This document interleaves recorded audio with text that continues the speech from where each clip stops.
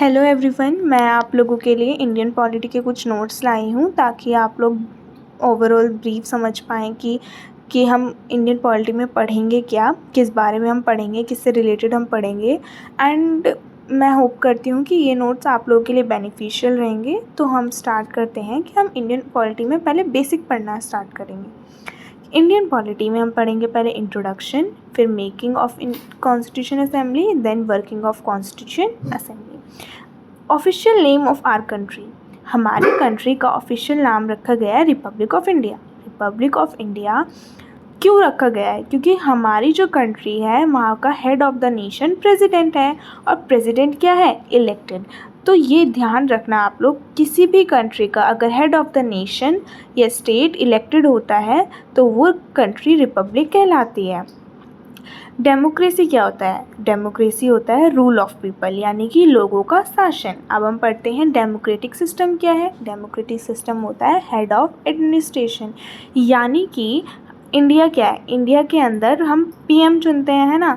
PM क्या है? Elected होता है, एंड उसी को हेड ऑफ एडमिनिस्ट्रेशन कहा गया है। जैसे कि अभी हमारे पीएम कौन है? नरेंद्र मोदी 2026 में। एंड 2026 में हमारी प्रेसिडेंट कौन है? प्लीज़ कमेंट में बताइएगा, ठीक है। India is a democratic Republic country, इसीलिए इंडिया को डेमोक्रेटिक रिपब्लिक कंट्री कहा जाता है। क्यों? क्योंकि हमारे यहाँ head of the nation and head of the administration दोनों ही कैसे होते हैं? इलेक्टेड। एक डायरेक्टली इलेक्टेड होता है, एक इनडायरेक्टली इलेक्टेड होता है। ओके, देन हम पढ़ेंगे टाइप ऑफ सोवेरेनिटी। इसमें हम पढ़ते हैं indirect sovereignty, representative democracy and parliamentary democracy. इनको हम अभी फ़िलहाल इनके नेम देख लेते हैं, आगे जाके मैं आपको इनकी डिफ़ाइन करूँगी इनको कि ये चीज़ है क्या। इनको ब्रीफ इंट्रोडक्शन दूँगी, कुछ की पॉइंट्स हैं उनको पढ़ लीजिएगा। अब हम पढ़ेंगे elections.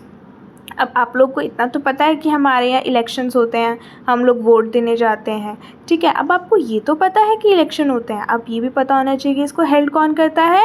Election commission of India. और इसके हेड कौन होते हैं? Chief election commissioner. अब हम बात करते हैं इलेक्शन कितने तरह से किए जा सकते हैं। दो तरीके से करे जा सकते हैं, direct elections and indirect elections. Direct election का मतलब है जिसमें हम लोग खुद वोट देने जाते हैं। आप लोग को पता है ना, आपके मम्मी पापा जाते हैं या फिर आप लोग भी जाते होंगे अगर 18+ हैं तो वोट देने जाते हैं, अपने रिप्रेजेंटेटिव को चुनते हैं। इसी तरह इनडायरेक्ट इलेक्शन में वो लोग वोट करते हैं जिन लोगों को हमने चुना है। हम जिस रिप्रेजेंटेटिव को चुनते हैं वो आगे जाके हमारे बिहाफ पे कुछ काम करते हैं, कुछ लोग को चुनते हैं। ऐसी इनके एग्जाम्पल मैंने आपको दिए हुए हैं, तो उन पे थोड़ा ध्यान दीजिएगा, अच्छे से पढ़िएगा कहाँ पे कौन इलेक्ट करता है। कहाँ जैसे लोकसभा में डायरेक्ट इलेक्शन होते हैं, एमएलए के लिए इनडायरेक्ट इलेक्शंस होते हैं, एमपी के लिए इनडायरेक्ट इलेक्शंस होते हैं, ठीक है। अब हम बात करेंगे स्टेट और नेशन के बारे में। इसमें हम इसके 3 स्ट्रक्चर्स को पढ़ते हैं हम, लेजिस्लेचर, एग्जीक्यूटिव एंड जुडिशरी। अब आपको पता है लेजिस्लेचर क्या है? एक लॉ मेकिंग बॉडी है।